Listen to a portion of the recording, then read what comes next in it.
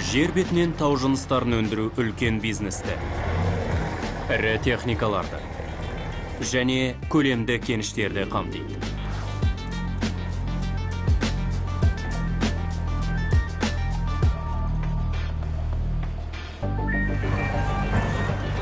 Тау жынысын өндіру жұмыстары даулы мәселе, бірақ кейбір шаралар арқылы оның жағымсыз әсерлерінің алдын алуға болады.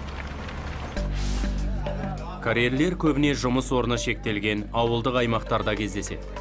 Жұмысқа сол өңірдің тұрғындарын тартып, оларды кәсіби дайындықтан өткізу арқылы карьер иелері жергілікті аймақтың экономикалық және әлеуметтік жағдайына оң әсерін тигізе алады.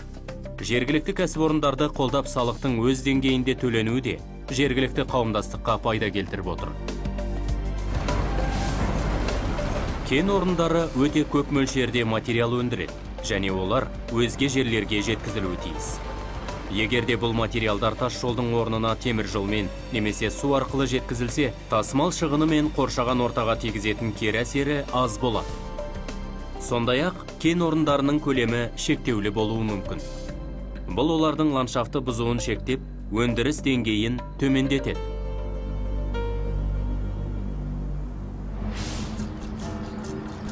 Кен орындары аймақтың жерін және еңбек күшін пайдалану арқылы ауыл шаруашылығы мен туризм секілді салаларды ығыстыруы мүмкін. Бірақ қолданыстан шыққан кен орындарын осы теріс салдарға қарсы қолдануға болады.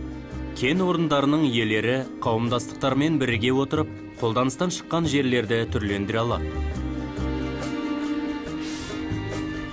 Австралиядағы Пенриттағы құмды және қиыршық тасты кен орындары туризм мен спортқа қажетті көлдерге айналды. Шотландиядағы мына карьерде гранит таусылған соң оның иелері жұмыс күші мен құрал жабдықтарды бөле отырып, аймақты әлеуметтік тарихи жобаға түрлендірді. Негізінде кен орындарын табиғат үшін түрлендіру идеясы ондаған жылдар бойы өмір сүріп келеді. Ванкувердегі Бутчарт бақтары сәтті түрде қалпына келтірілген әктас карьеріне жатады. Оны алғашында 1900 жылдардың басында қожайынның әйелі ойық баққа түрлендірген. Жылына 50 мыңнан астам келушілері бар бұл бақша жыл бойы гүлдеп тұратын өсімдіктермен танымал.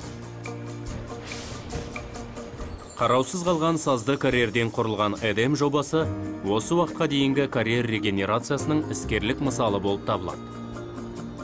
Көптеген жұмыс орнымен қамтылған бұл жоба туристердің тұрақты назарында. Бұл өндірістік жұмыстардың жағымсыз әсерін азайтудың жарқын үлгісі.